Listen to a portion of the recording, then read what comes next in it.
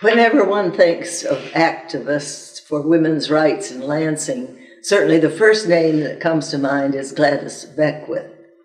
Not only did she help found the MSU Women's Study Program, she also founded the Michigan Women's Historical Center and Hall of Fame.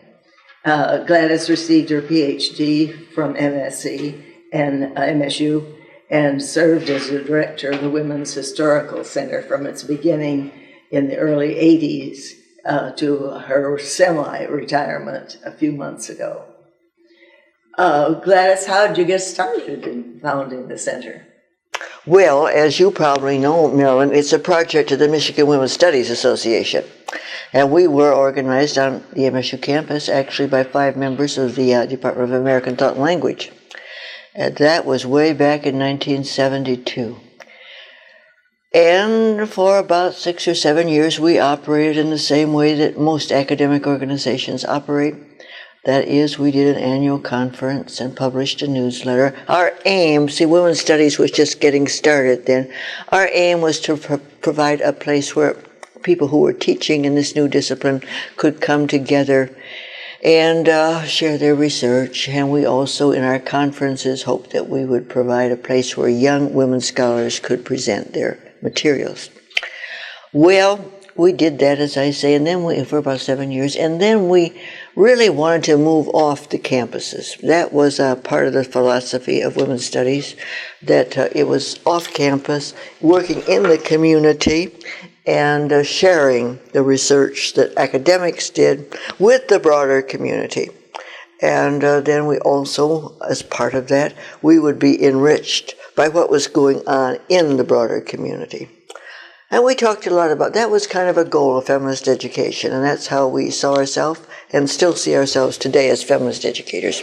We talked a lot about it. It seemed kind of hard to accomplish, but then, lo and behold, right here in the city of Lansing, this historic house, the Cooley Hayes House.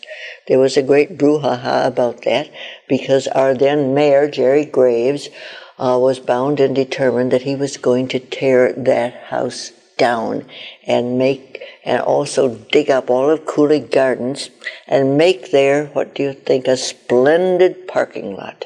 Oh. Well, we didn't want that.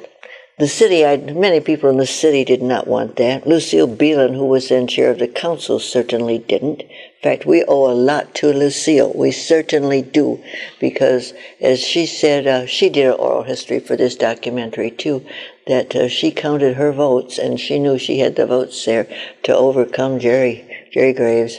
So at any rate, we were able then to get a lease from the city of Lansing, 2 short-term leases to begin with, and then a long-term lease on the Cooley Hayes house, contingent upon our ability to renovate this house and bring it up to code.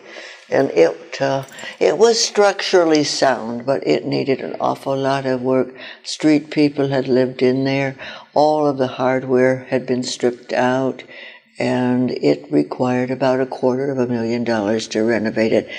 At that time, we had in our treasury $900. $900 and a lot of faith, I guess. I know we asked for some money from one prestigious foundation and went to see their director, and he was a very nice man. And when we presented our proposal, but he walked back and forth for a while, and finally he said, Madam, my trustees are very conservative men. Do you realize that you have never administered more than $900 in your organization? It's never administered more than that. Well, no, I said, but we could administer more, but we didn't get any money there. We had to raise that money. We were lucky, though. That house originally belonged to Oldsmobile, and they gave it to the city of Lansing on a land trade because they wanted the land back there for a parking lot. So they owned the house. The city took the house and $125,000, which was dedicated to the renovation of it. And Oldsmobile took the land for the parking lot. So the city let us have access to the $125,000, although we had to raise matching money. say if we wanted to get, say, 50,000 to rewire, we'd have to raise 25,000 before we could draw 25,000 against that grant. But nevertheless, it gave people a lot of confidence that we had that money there, and that the city of Lansing thought we were a stable enough organization to make it available to us. So that's how we proceeded. It took us 5 years to raise the money, 2 years to do the renovation, and we opened June 10th, 1987. Which was the anniversary of the year that Michigan was one of the first 3 states to ratify the federal suffrage amendment. And every year, right about that time, we have our picnic on the lawn, which kind of commemorates that. Which is wonderful. Yeah, so that's our story of how we got started with that. Great. Yeah. What do you see as some of the major accomplishments of the Historical Center? Oh my, well, I think we just have a number of accomplishments here. Our intent was, and still is, to influence education and get material into the curricula of our public schools, junior colleges about women. So we have held a number of conferences. That certainly is one of our achievements. 2 years ago, we had a grant from the National Endowment for the Humanities and brought English teachers. That was Katie Cavanaugh who did that, and her sister Shane, to the center for a summer workshop. Katie also had a very significant project. She interviewed women veterans of World War II as part of the Veterans History Project, and we partnered there with the Library of Congress. And those tapes are filed now with the Library of Congress, but we also have them down at the center. So that certainly was a significant achievement in terms of the preservation of the history of our state. We do exhibits, of course. We're about to open a new one very soon in our art gallery. The Shabazz Academy is showing some of the work of their young students for Afro-American History Month. And we have, last year we did Women Lighthouse Keepers. That I think is never gotten the recognition it should have. Pat Major, who is our assistant director, is now working on an exhibit, Women Environmentalists in Michigan. Katie Cavanaugh did We Can Do It, and A Few Good Women about the Rosies, and women again in World War II. And most of our exhibits are then made into traveling exhibits, so they can travel around the state to various museums and other sites. And that is a way that we have, too, of continuing our ongoing education. We have done publications, Historic Women of Michigan. You have a chapter in that book, that on Mary Mayo. Yes. That was our very first publication.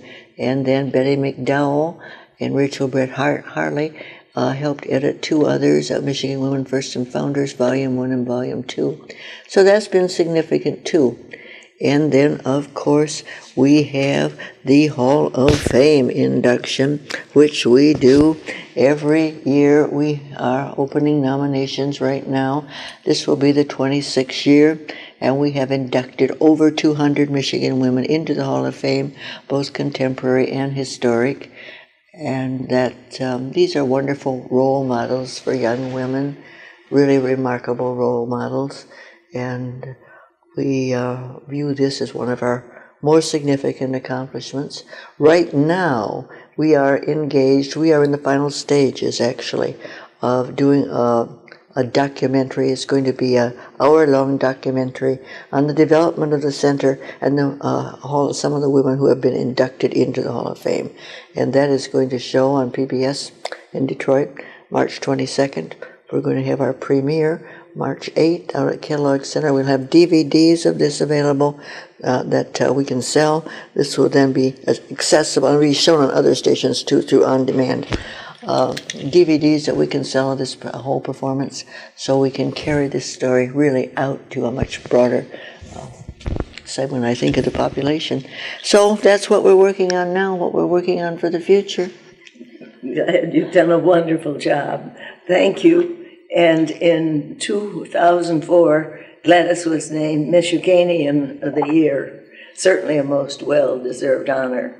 Again, thank you. Well, thank you for having me, Marilyn. I just want to say a word about your accomplishments, too. The wonderful work that you have done in research and in oral history about Michigan women. So I hope you're interviewing yourself or someone is interviewing you for that. Thank you, my dear. Okay. Very good. Is that okay? I made a couple of floods. Did I do okay? Right on. Okay. Whenever anyone thinks of activists for women's rights in Lansing, certainly the first name that comes to mind is Gladys Beckwith. Not only did she help found MSU's women's study programs, she also founded the Michigan Women's Historical Center and Hall of Fame. Gladys received her PhD from MSU and served as the director of the Women's Historical Center from its beginning in the early 1980s until her semi-retirement a few months ago.